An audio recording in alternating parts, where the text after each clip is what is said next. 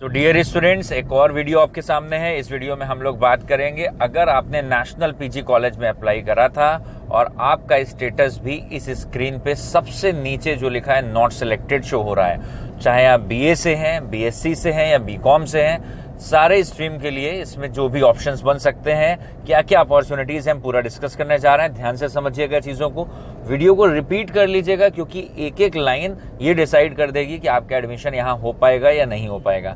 चलिए देखते हैं। थोड़ा सा आपको इस बार एफर्ट करने को हम देंगे, फिर आप देखेंगे कि ना होते हुए भी, नॉट सिलेक्टेड लिखे होते हुए भी आपके पास किस तरह अपॉर्चुनिटी आ जाएगी और आप फिर भी अपना एडमिशन देख सकते हैं, अगर फॉर्चून थोड़ा सा आपके फेवर में हो और आप थोड़ी सी मेहनत करते हैं। चलिए, आप सभी लोगों को, चाहे आप बीए से हैं, बीएससी से हैं, बीकॉम से हैं, आपको पता ये करना है कि जो सेलेक्ट हुआ है उसकी आखिरी रैंक क्या गई है, ये आपको पता करना है। यहां पर आपको अपने दोस्तों को कॉल करके हेल्प लेनी होगी। फॉर एग्जाम्पल, अभी इस स्क्रीन पे देखें, जिस भी बच्चे का ये फॉर्म है उसका नाम हमने ओमिट कर दिया, हटा दिया है। आप देखें यहाँ पर रैंक 605 है और बीकॉम का बच्चा है और लिखा है नॉट सिलेक्टेड। ये बात पक्की हो गई कि 605 वाले का बीकॉम में सिलेक्शन नहीं हुआ है। अब अगर ये मान ले हम ही स्टूडेंट हैं और हमारी 605 रैंक है और हमारा एडमिशन नहीं हुआ है, नॉट सिलेक्टेड लिखा है, तो हमारे मन में एक सवाल आएगा, आप सबके मन में सवाल आना चाहिए कि किस रैंक पे एडमिशन क्लोज हुआ है। नेशनल पीजी की कोई कंपोजिट मेरिट आई नहीं है, कोई ओवरऑल लिस्ट आई नहीं है, तो थोड़ी दुविधा होगी कि किस रैंक तक का सिलेक्शन हुआ है। तो इसका तरीका सभी लोगों को ढूंढना है कि अपने 10-12 फ्रेंड्स ढूंढिए जिन्होंने फॉर्म भरा हो, थोड़ी मेहनत लगेगी यहाँ, लेकिन क्या रैंक पे एडमिशन हुआ है ये आपको पता करना होगा।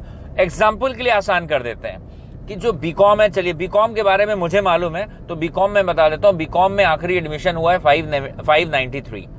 ठीक है, सभी लोग ध्यान रखोगे। बीए बीएससी वाले भी, इससे आपको आइडिया लगेगा करना क्या है। बीकॉम में आखिरी रैंक पे जो एडमिशन हुआ है वो अभी तक कॉल करा गया है, जिसको एडमिशन के लिए कॉल करा गया, आज से काउंसलिंग शुरू हो रही है, 593 रैंक को कॉल करा गया है।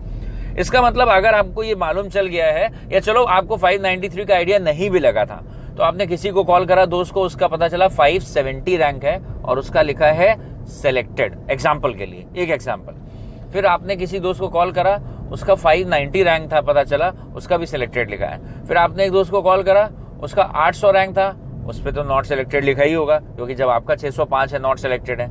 फिर आपने कॉल करा एक बच्चे को, 600 रैंक है और उस पर भी लिखा है नॉट सिलेक्टेड। अब आपको क्लियर हो गया कि हाँ भाई, जो भी एडमिशन है वो 590 और 600 के बीच में कहीं ना कहीं क्लोज हुआ है। एग्जैक्ट नहीं भी मालूम है कि 593 पे रैंक गई है, लेकिन आपको लगभग एक ही अंदाजा लेना होगा कि रैंक कहाँ क्लोज हुई है। तो आपको पता चल गया कि 590 वाले का हुआ है और 600 रैंक वाले का भी नहीं हुआ है। तो 590 का हुआ है, 600 वाले का नहीं हुआ है, इसका मतलब जो भी एडमिशन क्लोज हुआ है वो 590 से 600 के बीच में हुआ है। एक बात हो गई।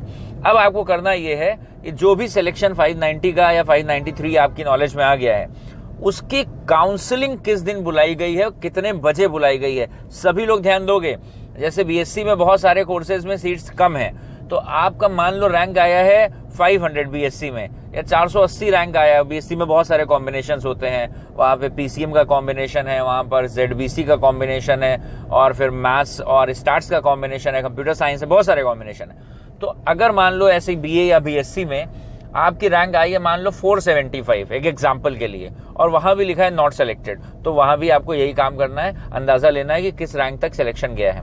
अब जो अभी बीकॉम पे वापस आते हैं, तो अंदाजा लग गया कि 590 वाले को बुलाया गया है और हमारी रैंक 605 है। तो आपको क्या काम करना है, आपको पता करना है अपने दोस्त से कि जिसकी 590 रैंक है उसको कितने बजे बुलाया गया है और किस दिन बुलाया गया है। तो चलिए मैं आपको ये भी बता देता हूं कि 590 रैंक जो है उसको शायद आप देख लीजिएगा, पूछ लीजिएगा, या चलिए एग्जाम्पल ही ले लेते हैं क्योंकि हम थोड़ा आपके ऊपर छोड़ रहे हैं, थोड़ी मेहनत करें, कि 11 तारीख को, सपोज 11 को सपोज बीकॉम की काउंसलिंग की लास्ट डेट है और सपोज उस बच्चे को बुलाया गया, काउंसलिंग में टाइम भी दिया गया 10 बजे। तो अब भले ही आप नॉट सिलेक्टेड हैं, लेकिन आपसे थोड़ा सा पीछे जो सिलेक्ट हुआ है उसकी आखिरी काउंसलिंग जो रही होगी वो सपोज 11 तारीख को सुबह 10 बजे है। तो आपको भी चाहिए है 11 तारीख को 9:30 बजे ही कॉलेज पहुंच जाएं, जबकि आपके रिपोर्ट कार्ड पे, आपके रिजल्ट कार्ड पे, आपके रिजल्ट के डेटा पे लिखा है नॉट सिलेक्टेड, लेकिन आप नैरो मिस कर रहे हैं। नैरो मिस, आप बहुत दूर नहीं है, आप 20, 50, 60, 70 रैंक दूर हैं। तो आपको चाहिए बेहिचक, थोड़ी सी मेहनत लगेगी, आप कॉलेज पहुंच जाइए बेहिचक सारे डॉक्यूमेंट्स के साथ। ऐसा होगा कि कॉलेज ने अभी जो लिस्ट निकाली है वो कॉलेज को भी नहीं मालूम है कि एडमिशन कहाँ क्लोज होगा और कितने बच्चे आएंगे। ठीक है, तो जब आप पहुंचेंगे कॉलेज तो ये थोड़ी मेहनत की बात है। मे भी कुछ बच्चों को लगे कि अरे इसमें कैसे एडमिशन हो पाएगा, और वो कोई सोर्स सिफारिश के जोर में पड़ जाए। सोर्स सिफारिश से होना बहुत ही मुश्किल है। आपकी ये जो मेहनत है ये आ जाएगी। मैं पक्का यकीन से बता सकता हूँ, जिस बच्चे की ये मार्कशीट है 605, आप लिख के रख लीजिए, क्रॉस चेक कर लीजिएगा। ये बच्चा अगर चाहे तो इसका एडमिशन नेशनल पीजी में जरूर होगा, बिना किसी सोर्स सिफारिश के होगा, अपने आप होगा। क्या स्ट्रैटेजी करनी है? केवल यही करना है कि जिस समय आपका एडमिशन हो रहा है, आपने पता कर लिया कि हमसे पहले वाली कौन सी रैंक को कॉल करा गया है। पता चला 590 593 रैंक को बुलाया गया है। कब बुलाया गया है? फॉर एग्जाम्पल 11 तारीख को सुबह 10 बजे। तो इस बच्चे को भी चाहिए अपने सारे डॉक्यूमेंट्स लेके पहुंच जाए, और जब वहां रैंक कॉल होगी तब आप देखिएगा, जो काउंसलर्स होंगे उनको आप कम्युनिकेट करिएगा, तो वो या तो आपको हो सकता है उसी समय बुला लें। आपके इस पे लिखा है नॉट सिलेक्टेड, इससे कोई मतलब नहीं है। अगर आप नियर बाई के रेंज में हैं या थोड़ा दूर हैं तो फिर आपको काउंसलर्स वहां के बता देंगे कि हाँ बेटा, हमारे पास 550 सीट है नेशनल पीजी में बीकॉम के लिए। आज की काउंसलिंग में हमने 400 सीट भर ली हैं, अभी 150 सीट बाकी रह गई हैं। इसके लिए सेकंड मेरिट लिस्ट आएगी। इसका मतलब है आपको वहां से आइडिया लग जाएगा कि हमारे पास अब कॉल आने वाली है। तो ये जरूर आप ध्यान रखें, उम्मीद आपको हारनी नहीं है। अब जैसे दूसरा एक रैंक लिया, 1010 रैंक है, तो ये बच्चा भी नॉट सिलेक्टेड लिखा हुआ है। सपोज इसने 10-12 फ्रेंड्स को कॉल करा, तो इसको भी वही मालूम चला कि 593 आखिरी कॉल है या 600 के आसपास कॉल गया है। तो यहां पर आप डिसाइड कर लोगे कि थोड़ा मुश्किल है कि जब 600 पे रैंक पे एडमिशन गया है और मेरी रैंक 1000 है, तो 400 बच्चों में थोड़ा मुश्किल है। लेकिन मैं ये अभी भी नहीं कह सकता हूं कि ये इम्पॉसिबल है। रैंक कितनी जाएगी वो काउंसलिंग के बाद ही पता चलेगा।